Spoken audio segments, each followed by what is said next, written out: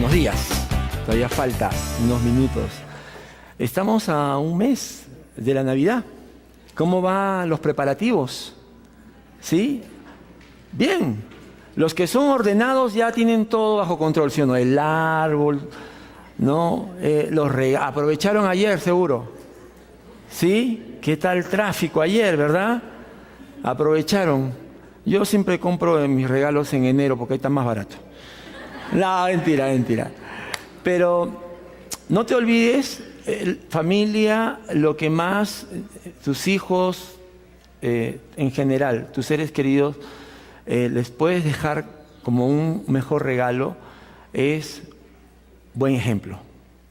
¿Ya? Déjale un buen ejemplo.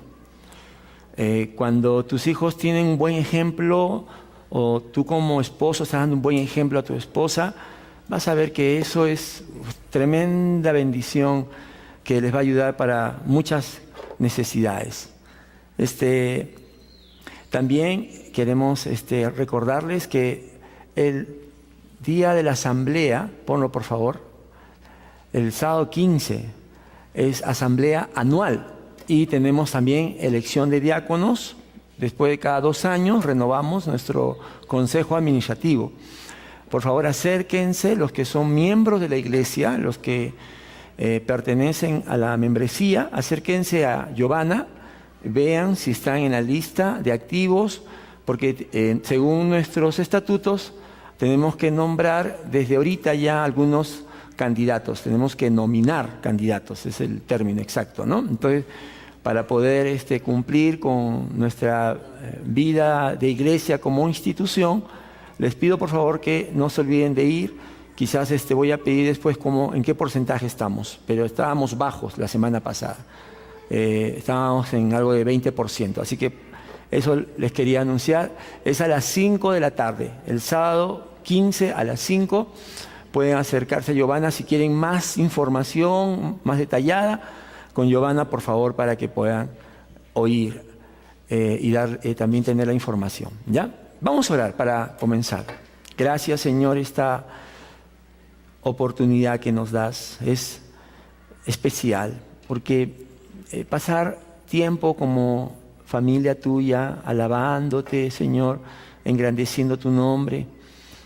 Dios, es lo que el Espíritu quiere, Señor, que nosotros expresemos. Y también gracias, Señor, por los que nos visitan, que Dios hoy día puedan, Señor, iluminar su mente, su corazón con la palabra de Dios, porque tu palabra, Señor, es como un faro, Señor, como una lumbrera que Dios nos guía a ti. Gracias por la familia. Gracias, Señor, porque somos parte de una familia y nos has puesto también para ayudarnos, para amarnos, para crecer juntos. Gracias, Señor. A ti te entregamos este tiempo, este precioso tiempo, todo, Señor, para que se haga tu voluntad. En el nombre de Jesús, amén. Amén. Muy bien. Ya llegamos, último domingo de noviembre. Tenemos el tema de cierre de este mes. Hemos tenido temas que en la prédica le llamamos temáticos, porque lo que vemos son los principios que hay para poder discipular a nuestra familia. Quiero invitarles a que abran su Biblia en Marcos capítulo 5. Vamos a leer el versículo 18 y 19. Marcos 5, 18 y 19. Jesús está con sus discípulos. Estoy haciendo un resumen del capítulo 5 de Marcos. Llega a una región donde había un hombre que tenía muchos demonios, muchas ataduras, que se hacía daño a sí mismo, que vivía alejado de todos, familia, sociedad, todo. Pero como siempre, cuando Dios entra o irrumpe en nuestra vida, las cosas cambian para bien. Somos liberados, somos sanados. Y eso es lo que Jesús hizo con este hombre de Marcos 5, que se le conocía como un endemoniado, pero el Señor, que tiene poder, que tiene el control de todo espíritu maligno, lo libera. Y el versículo 18 dice: mientras subía Jesús a la barca, el que había estado endemoniado le rogaba que le permitiera acompañarlo. Pero Jesús no se lo permitió, sino que le dijo: vete a tu casa, a los de tu familia, y diles todo lo que el Señor ha hecho por ti y cómo te ha tenido compasión. En esta declaración, lo que Jesús le dice a este hombre, encontramos otra vez la importancia de que nosotros seamos testimonio a nuestra familia. Creo que la semana pasada compartimos que el discipulado en la familia no es un programa, no es una estructura que tenemos que armar, porque a veces suena como algo muy técnico. No, dijimos la semana pasada que el discipulado empieza en tu corazón, un compromiso delante de Dios de que tú y yo vamos a ser fieles a Dios para poder llevar a nuestras familias a ese conocimiento de quién es Dios. No dijimos esto va a ser sencillo, pero tampoco es una estructura, un programa. Y mira, lo que Jesús le dice a este hombre es justamente eso, ¿no? Él quería, seguramente por gratitud, amor a Jesucristo, seguirlo a donde él fuera, pero él tenía una familia. Y el Señor lo sabía, ¿verdad? El Señor siempre sabe las cosas mejores para nosotros. Por eso le dice: vete a tu casa, a los de tu familia. ¿Cuántos años había estado él en este cautiverio espiritual? No lo sabemos. Lo que sí sabemos es que cuando estamos en pecado o estamos en ataduras, hábitos pecaminosos, doble vida, ya cuando no estamos realmente en santidad, no estamos en obediencia a Dios, va a afectar a nuestra familia, amigos, va a afectar a nuestra familia.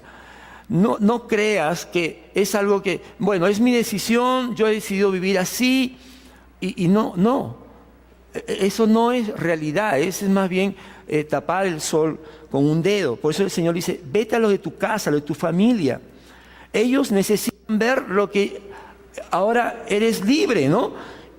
Y el Señor Jesús le dice: y diles todo lo que el Señor ha hecho por ti y cómo te ha tenido compasión. O sea, no vayas a buscar culpables o no vayas tampoco a justificarte como a veces hacemos, sino le dice a este hombre: mira, eres libre, eres sano, ahora ve y cuenta, habla, testifica, comparte, y otros sinónimos. ¿De quién? Del Señor, de Dios, lo que ha hecho por ti, cómo te ha tenido compasión, ¿no? Porque fue una obra de amor, de misericordia y de gracia. Y este hombre dice, fue y se puso a proclamar en Decápolis mucho de lo que Jesús había hecho por él. Y toda la gente se quedó asombrada. Estos son pasajes donde vemos justamente los principios de la semana pasada y los que vamos a ver ahora. Nuestro primer ministerio es la familia. Amigos, la familia es una bendición de Dios y como toda bendición tenemos que ser responsables. Y ahora también estaba leyendo, hay una organización cristiana muy grande en el mundo, se llama Lifeway. Es una editorial, hacen libros, Biblias, todo. Y ellos hicieron, dice, según este informe, una encuesta a 2,000 familias en Estados Unidos fue. Hicieron una encuesta porque estas familias que escogieron tenían hijos de 18 a 30 años que mantuvieron su fe. Iban a la iglesia ya no porque sus padres iban, sino porque ellos habían adoptado la fe cristiana. Entonces, el resultado de esta encuesta salieron dos factores. Primero fueron los hábitos. Y mira qué interesante porque la semana pasada hablamos un poco de esto. Había 3 hábitos que estas familias cultivaron con sus hijos, por lo cual eso ayudó a que ellos mantuvieran su fe. Número 1, la lectura de la Biblia. Número 2, ellos les enseñaron a orar y a alabar a Dios. Y lo tercero fue servicio.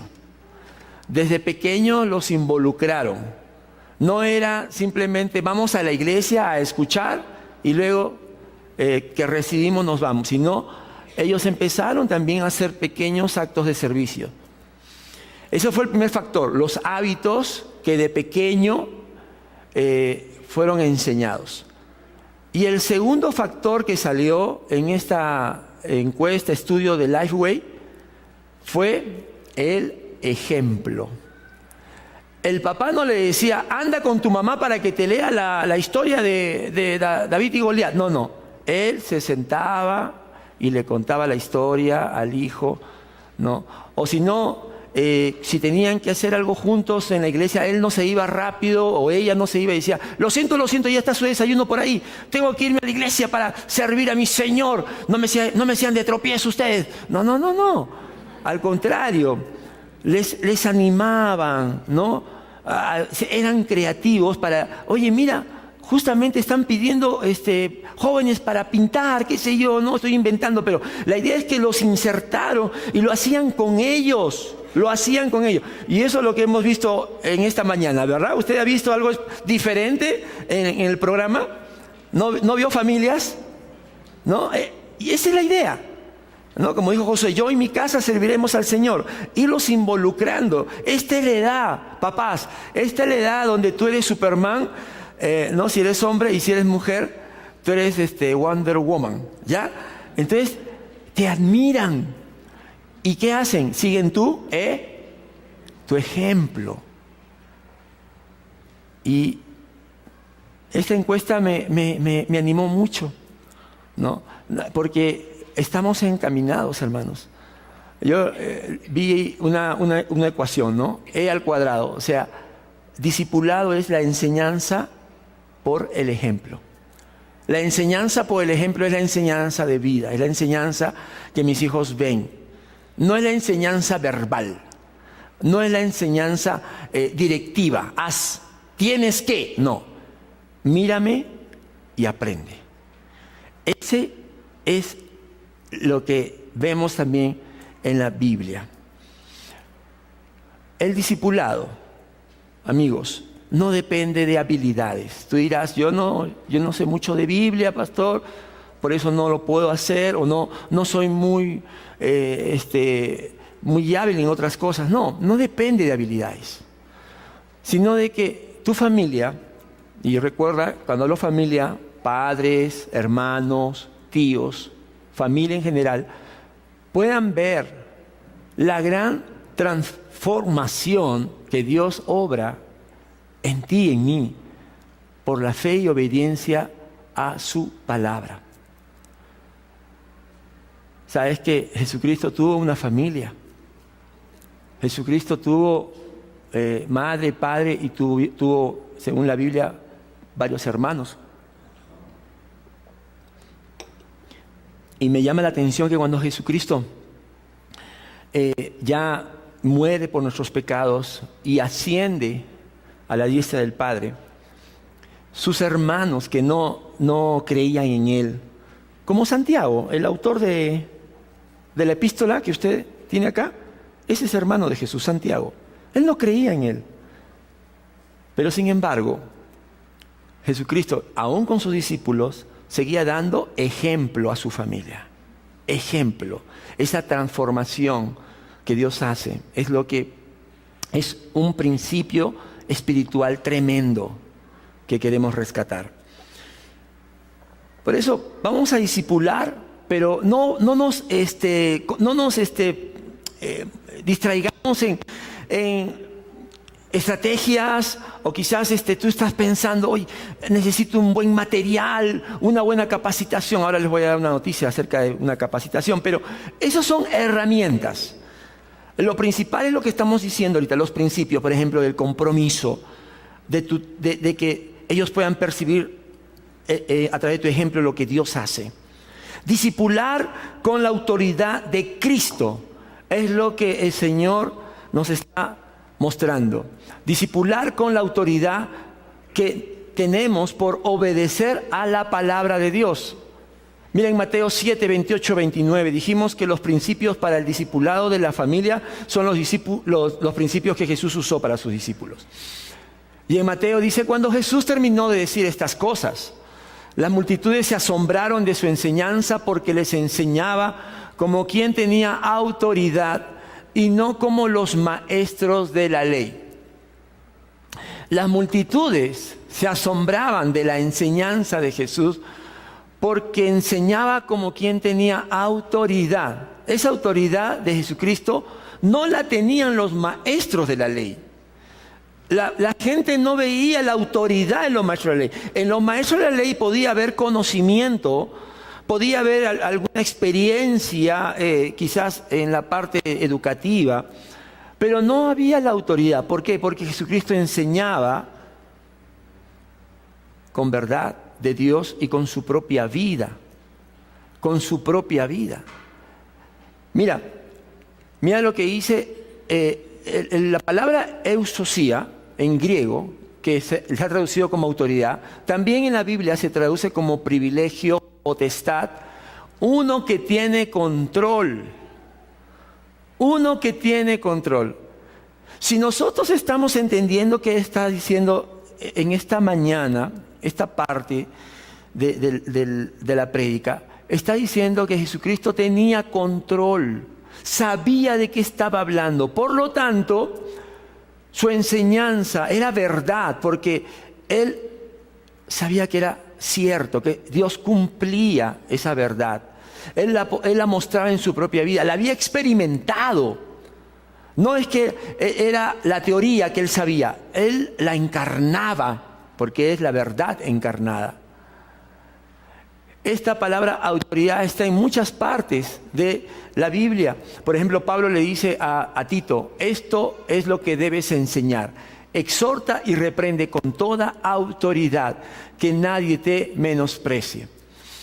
Yo entiendo lo que está diciendo acá Pablo, porque Pablo tuvo dos discípulos, como Timoteo y Tito, que de pronto se sintieron abrumados con la tarea de liderar a tantas personas en las iglesias donde Él los envió, ¿no? A Éfeso, a Creta. Y a veces también nosotros nos sentimos un poco abrumados. En otro estudio vi del 100% de las personas en general que se casan, ¿no? ¿Cuántos llegan vírgenes? ¿Tienen ustedes una idea? Del 100% de las personas que se casan, ¿cuántos creen? ¿La mitad? ¿Ah?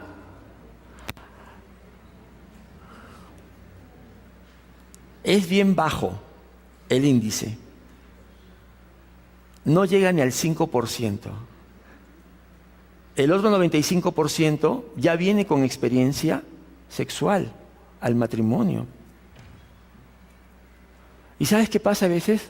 Uno dice, ay, no tengo autoridad para hablarle a mis hijos, no les puedo corregir, porque yo también cometí mis locuras, ¿no?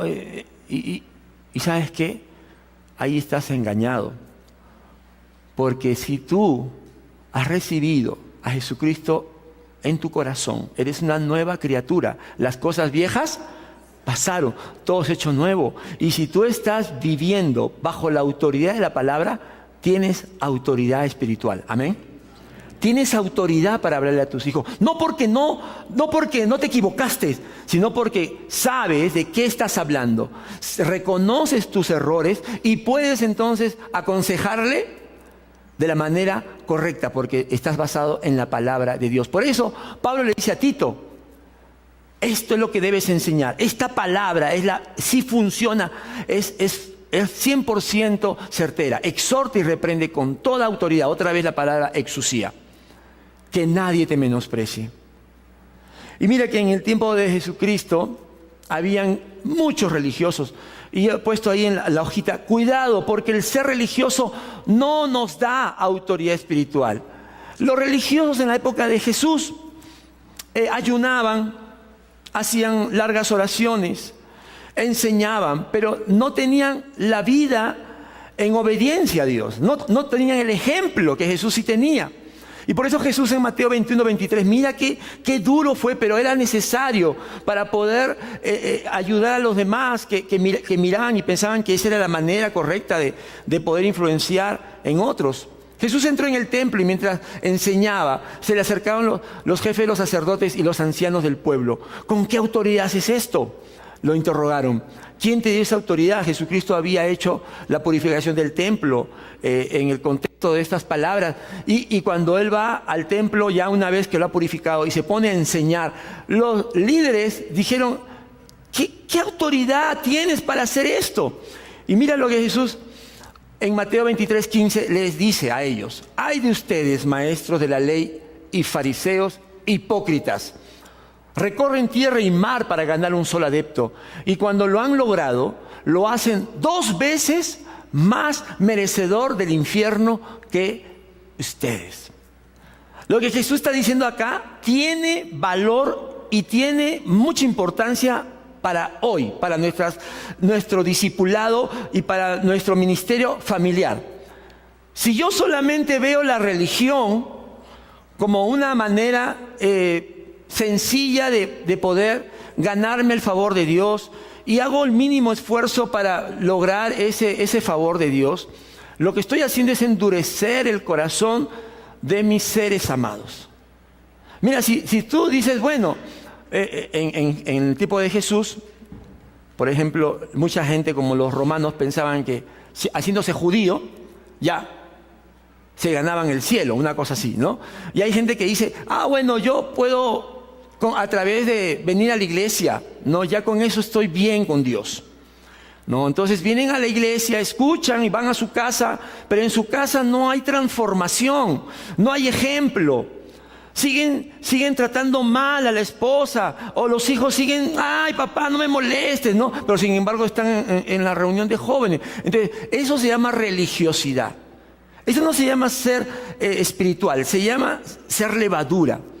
¿Y sabes cuál es lo que dice Jesús? La consecuencia más triste es que llegas a ser personas más duras a la fe en Dios. Por eso dice, lo hacen 2 veces más merecedor del infierno que usted.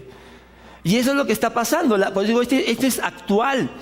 Porque hay personas, hay padres, hay jóvenes en general que piensan que por venir a la iglesia o por llamarse cristiano eso es suficiente, pero no están tomando el ministerio familiar con seriedad. ¿Y qué está pasando? Entonces saben que dicen, mira, si tu religión, porque para ellos es una religión, ¿no? Consiste en ser como tú, prefiero quedarme con la mía. No sé si te han dicho eso alguna vez. Si te lo han dicho, es por esto. Porque no está siendo ejemplo. Y eso es triste, porque entonces esas personas crecen cauterizadas, ¿no? Inmunizadas al evangelio, ¿no? Porque han visto lamentablemente lo contrario a lo que es la fe en una vida. Pero hay buenas noticias. Y es que cuando nosotros aprendemos a creer y a confiar en la palabra de Dios, en toda circunstancia o crisis de la vida, vamos a recibir más autoridad espiritual. Cuando escuchamos en autoridad espiritual, no pienses en que va a venir un pastor iluminado, con unción, y te va a decir, te va a imponer la mano y te va a decir, te nombro profeta o te nombro apóstol. No.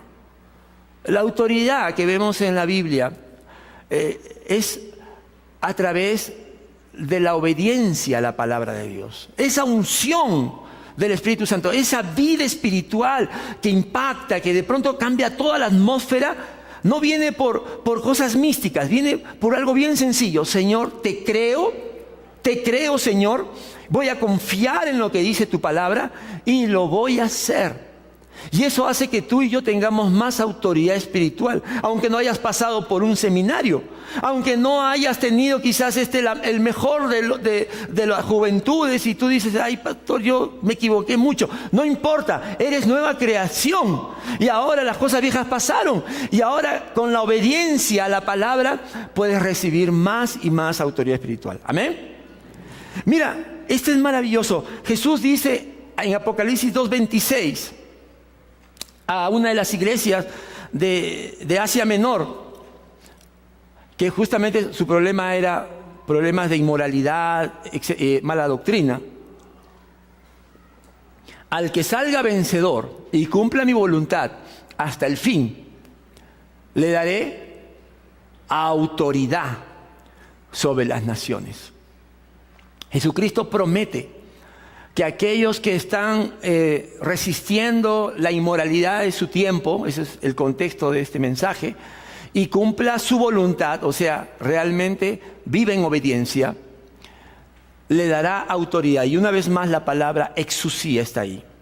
Autoridad, control de lo que sucede. Yo no sé cómo está ya tu casa, yo no sé. A veces en casa podemos tener buenos momentos tranquilos, el agua está tranquila, o a veces hay tormentas. Pero en esos momentos es cuando tú vas a discipular a tu familia. Cuando, por ejemplo, dicen no hay plata, no tenemos, pero tú dices un ratito, yo le creo a Dios. Yo voy a dar al Señor lo que le corresponde. No porque me obliguen, no por interés, sino porque yo vivo ahora bajo el señorío de Cristo. Y cuando tu familia dice, pero ¿cómo? Si no tenemos dinero, mira, pero yo quiero darle esta ofrenda o quiero darle al Señor el diezmo que le corresponde. Entonces, ¿sabes qué? De pronto, que el Señor es fiel, viene la provisión, porque Jehová Jireh. Entonces tú vas a poder decir, miren, yo sabía de qué estaba hablando, porque yo conozco a mi Señor y mi Señor es fiel y poderoso. Amén. Ahí estás trabajando con tu familia, ahí lo estás discipulando. Por eso no es un programa, no es un manual, es el ejemplo que tú le estás dando a tu familia a través de tu confianza. Pero si pasa lo contrario, si te desesperas, ¿no? Si tú dices, bueno, Dios sabe, además somos amigos. Señor, un préstamo. Algunas personas dicen eso. Préstame tu diezmo o préstame este dinero. No lo voy a dar y lo voy a usar en otras cosas. ¿Qué está pasando? Pierdes autoridad. Pierdes autoridad ante los tuyos. Ahora vamos a ver en esta segunda parte, ¿cuáles son los principios de Dios para discipular a mi familia? La semana pasada los leímos, esta semana vamos a explicar un poco más cada uno. ¿Qué son los principios de Dios? Son las leyes espirituales que Jesucristo transmitió a sus discípulos. La semana pasada dijimos eso. El discipulado de Jesús es la base para todo discipulado, sea familia, sea ministerio, uno a uno. Y ahí en ese ejemplo que Jesús dio al discipular a su discípulo, podemos también nosotros extraer los principios. Número 1, el ser uno con Dios. Jesús muchas veces dijo, yo y el Padre somos uno. Y claro que hablaba de la unidad divina como la Trinidad, ¿no? Pero también está hablando de comunión. Cuando dice soy uno con el Padre, está hablando de su persona divina, pero también está hablando de que no hay contradicción entre Él y el Padre. Caminan hacia lo mismo, piensan igual, el Hijo actúa conforme a lo que el Padre le dice. Esa unidad es indispensable para que las personas que nos ven digan realmente hay algo en ti diferente. Ser uno con Dios habla de comunión, de amistad, pero sobre todo de reconciliación.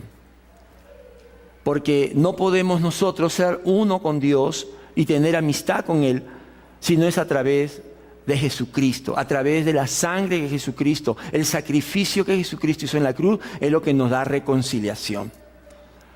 Una de las cosas que a mí me llama la atención y les comparto cuando hago entrevistas a jóvenes que van a bautizarse, creo que puedo decirles modestamente que un 40% de los jóvenes que vienen de familias cristianas, sus padres vienen a la iglesia o vienen ya de segunda, tercera generación, la respuesta que me da cuando yo le pregunto y le digo, ¿desde cuándo eres cristiano? Adrede les pregunto así, ¿ya? ¿Y saben qué me dicen? Yo soy cristiano de nacimiento. Le digo, y ahí les quiero ayudar, porque en las entrevistas, los que han pasado entrevista conmigo saben que yo ayudo. Y yo le digo, no, pero una cosa es que tengas familia cristiana, que venías a la iglesia, pero no hubo un momento en el cual tú reconociste ante Dios que eras pecador y que necesitabas a Jesucristo como Señor y Salvador, y se quedan así. Yo desde niño creo en Dios. Esa es la realidad. Casi la mitad de nuestros hijos creen que no necesitan la salvación. Y yo digo, ¿qué está pasando con nosotros los padres? No le estamos hablando de pecado, no le estamos hablando de arrepentimiento, no le estamos hablando de que Cristo murió por nosotros. Amados, por favor, ese hermoso bebé que tienes o niña que tienes, tiene un gran problema. Si no se arrepiente, se va al infierno. Por eso, a veces, cuando queremos enseñarle a nuestros hijos algunos versículos, les enseñamos, no, los salmos. Por ejemplo, mi esposo y yo les enseñamos el Salmo 23, no sé si ustedes también, pero yo creo que esto es un versículo que tenemos que enseñar a nuestros hijos. Tan conocido, ¿verdad? Porque tanto amó Dios al mundo que dio a su Hijo unigénito, para que todo aquel que en Él cree no se pierda, sino tenga vida eterna. Enséñale eso a tu hijo de pequeño. No está mal que enseñes el Salmo 23, yo te digo, yo lo he hecho. Pero después me di cuenta, hay un problema. Ellos confían en que al ser parte de una familia cristiana, entonces no necesitan arrepentirse, van a ir al cielo por relaciones, por contactos, por recomendación. Y hemos dicho que Dios no tiene sobrinos, no tiene ahijados, tiene solo hijos. Amén. Solo hijos. La fe es personal. Preocúpate. En tu discipulado, número 1, que ellos entiendan lo que Jesús hizo para reconciliarnos con Dios. Que tienen esa necesidad de ser perdonados, de arrepentirse para ser con Dios como padre y ellos como hijos. Segundo principio que hay que enseñarles es el compromiso, el principio del amor. El amor no es un sentimiento, el amor no es una emoción, es una decisión. Y eso lo van a aprender en casa. Lo van a aprender en casa, no lo van a aprender de los amigos, no lo van a aprender de otro lugar, o quizás van a escuchar, pero el impacto más fuerte va a ser en tu discipulado. Jesús les dijo, cuando vino un maestro a preguntarle cuál era el mandamiento más grande, ama al Señor tu Dios con todo tu corazón, con todo tu ser y con toda tu mente, le respondió Jesús. Este es el primero y el más importante de los mandamientos.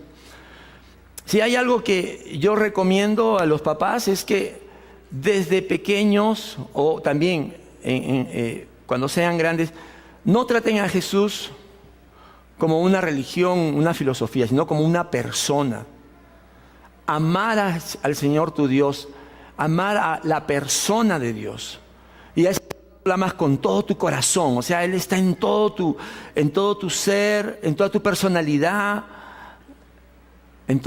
con todo tu ser, con toda tu mente. Amar a Dios en la Biblia es obediencia, y esa obediencia es la que realmente muestra cuán comprometido estás con Él.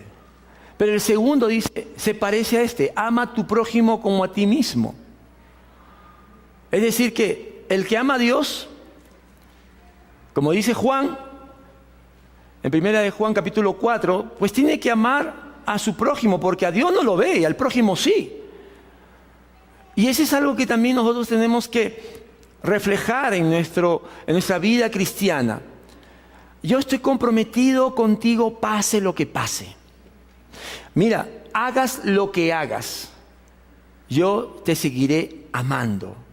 ¿Te imaginas escuchar eso? Tu esposa, wow, este hombre es un hombre que ideal, ¿no? De ensueño.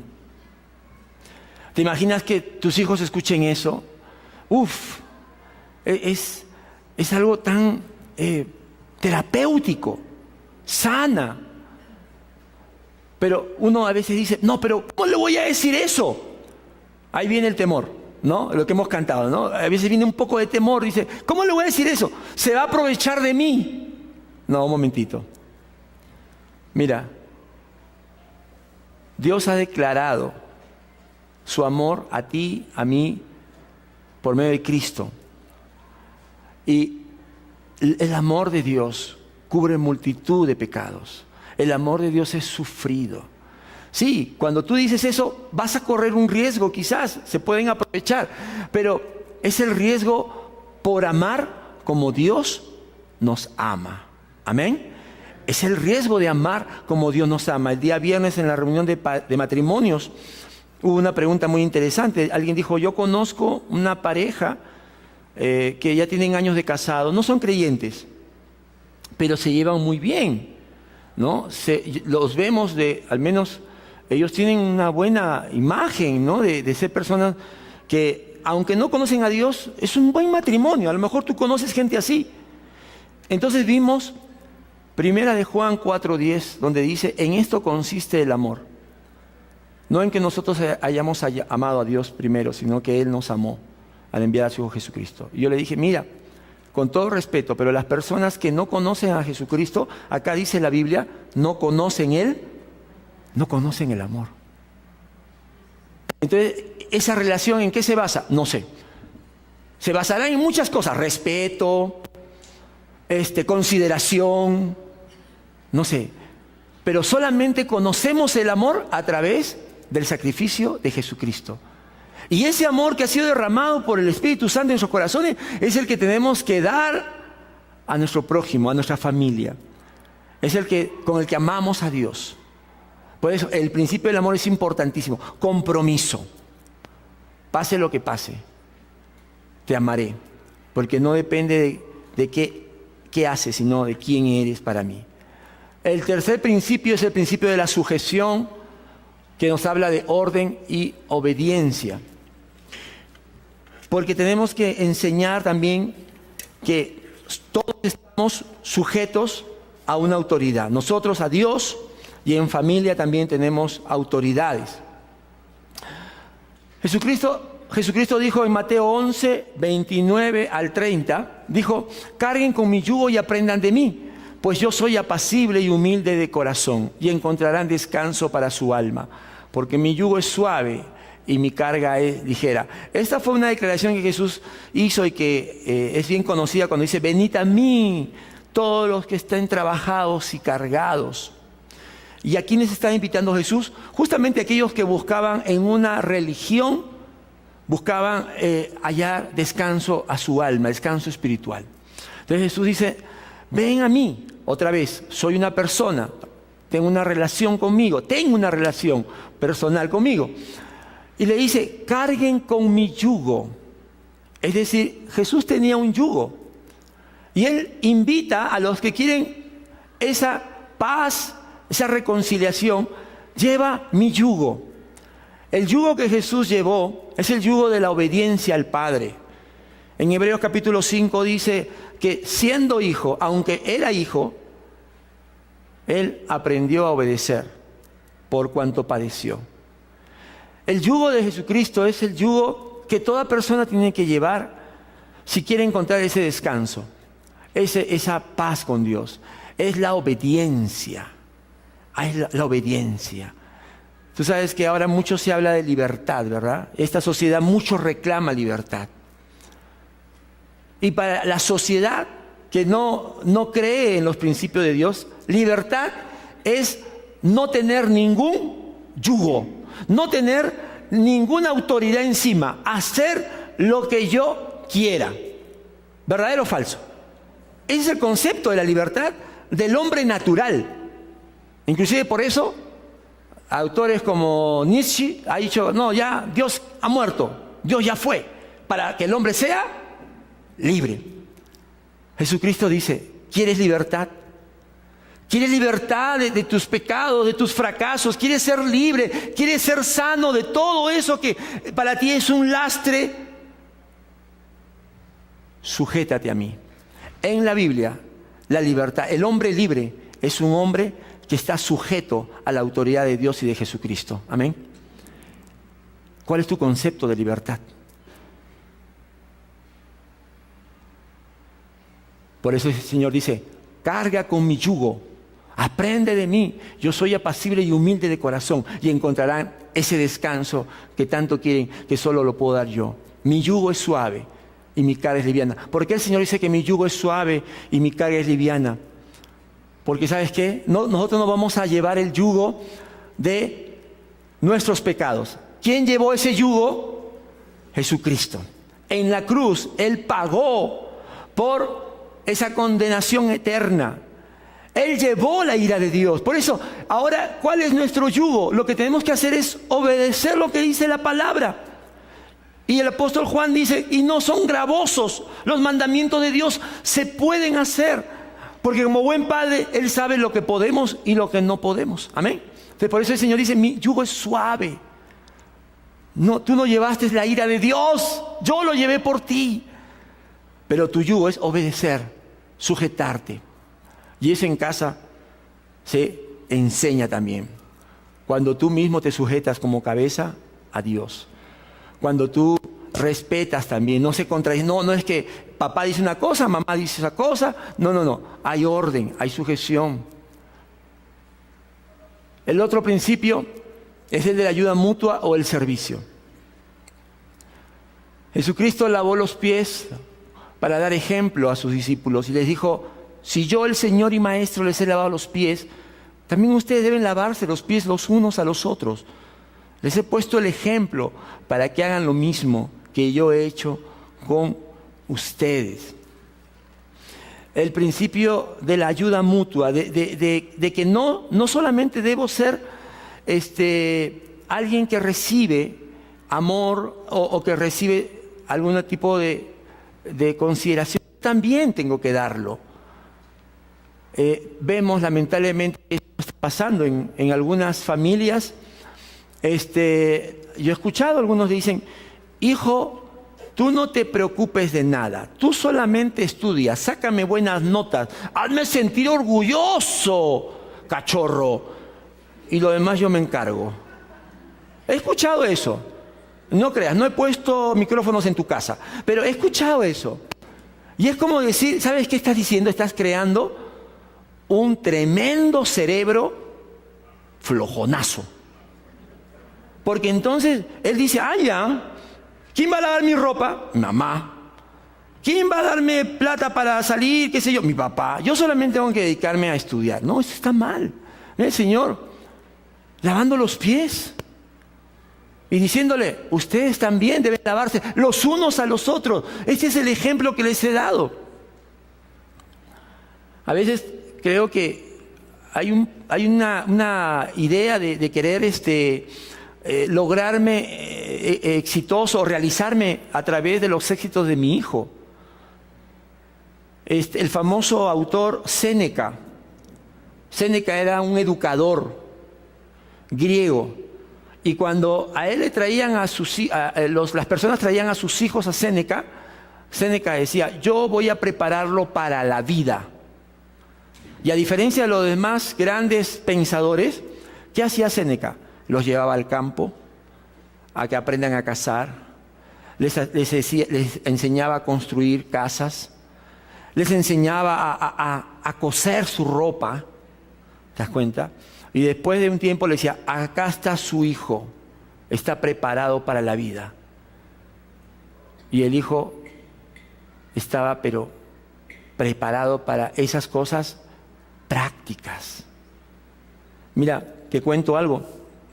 He observado la diferencia entre la juventud nuestra, hablo de Arequipa, Lima y otras ciudades de acá, y comparado ahora que tengo a mi hija que está pudiendo estudiar en otra sociedad, puedo comparar. Y por ejemplo, yo veo la juventud de aquí, a los 18, 19, 20, 21, 22, que ya están acabando, ¿no? Empiezan ellos a usar su libertad y se van a las discotecas, los que tienen ese estilo de vida, ¿no? Y ¿saben a qué hora empieza para los jóvenes las reuniones? Para ti y para mí, que somos ochenteros, en nuestra época, ¿no? 8 de la noche y me regresas a las 12. Ya, hoy a las 12 empieza todo. ¿Sí o no, jóvenes? Sí, ya ¿ves? Pastor me entiende, dice. A las 12 recién empieza la noche. ¿Y a qué hora están viniendo? 5, 6, traen el pan, traen la leche. Y tú dices, ¿qué está pasando con mi hijo? Pero es que, escúchame, ese es pensamiento tercermundista. Ese es pensamiento de pobreza, ese es pensamiento subdesarrollado. Mi hija me cuenta que, por ejemplo, donde ella está, también tiene sus amigos y salen fines de semana a comer algo o a algún lugar a conversar. Y me dice, papá, 9 de la noche nos estamos yendo a dormir. Y no son creyentes, ojo. Dice, es que seguramente está con creyentes. No son creyentes. ¿Y sabes por qué? Porque el día siguiente tienen que trabajar y viven solos.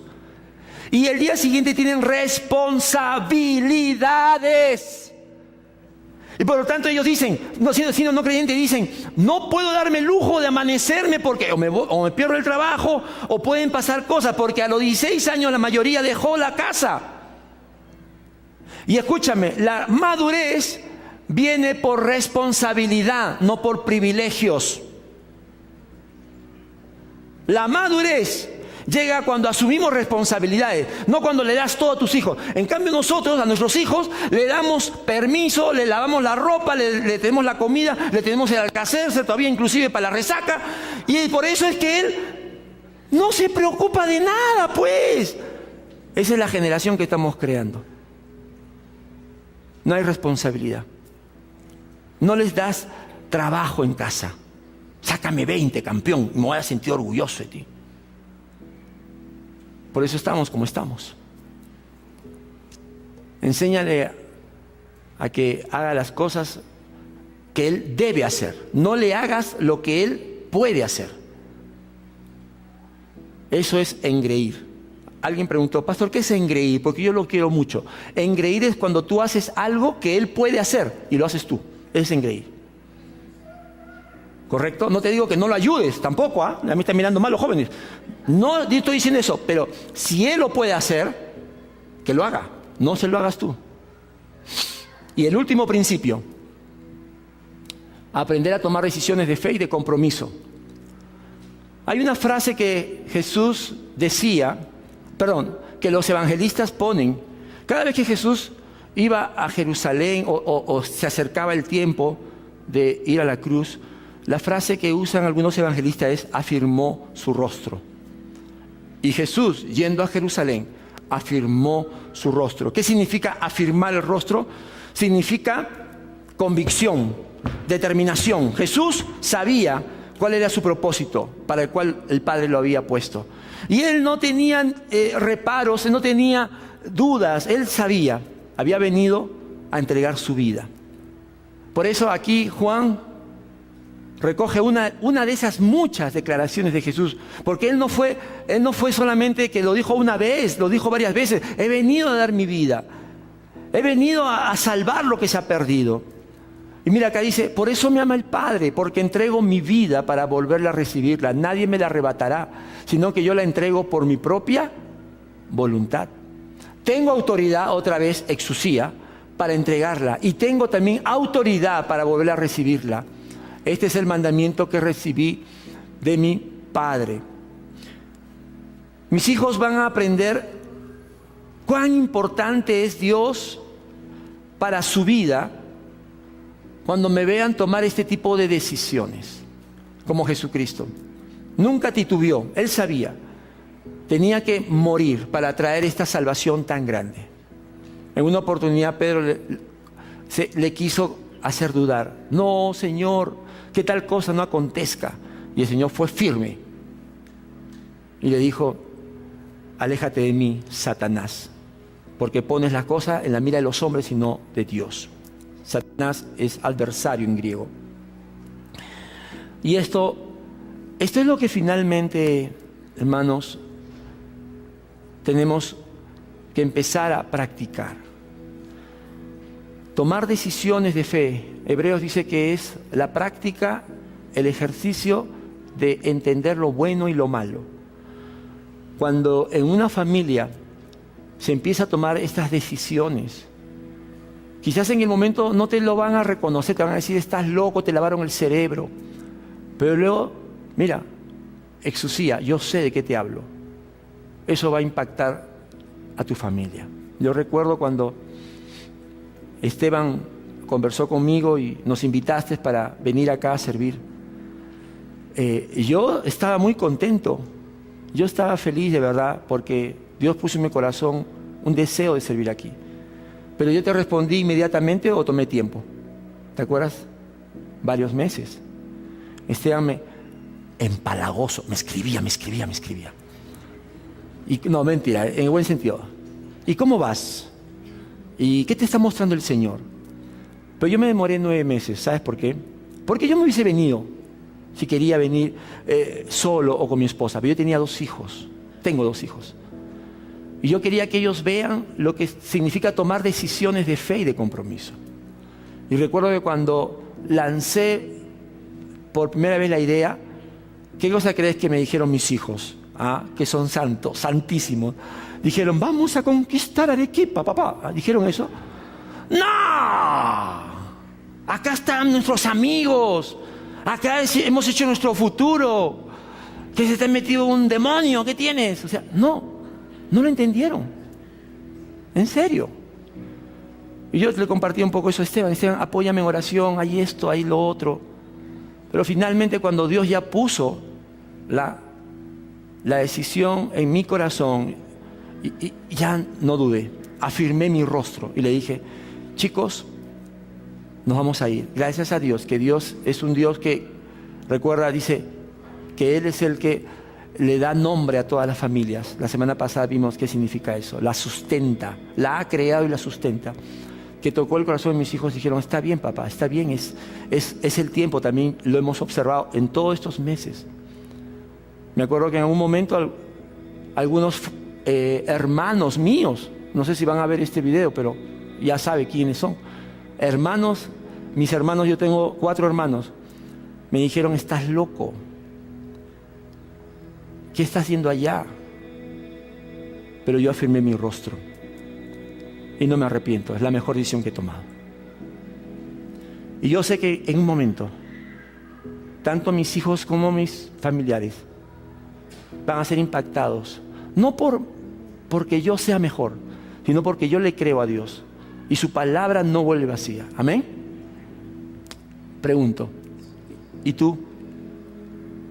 ¿Cómo estás en tu discipulado? Te tengo una noticia, espero que sea buena. La semana pasada pregunté quiénes estaban haciendo su tiempo devocional como familia, ¿no? Como esposos o con tus hijos. Y te dije: no importa si son grandes, también se puede hacer y se debe hacer también esos tiempos de lectura bíblica. Y como fueron poquitísimos los que levantaron la mano, hemos decidido con el equipo pastoral, este sábado 1 a las 5 de la tarde, vamos a hacer un taller de cómo se hace un devocional en familia. Si quieres, y Dios está poniendo en ti el querer y el hacer, te invitamos. ¿Qué es lo que necesitas? Al finalizar vas donde Giovanna y te inscribes.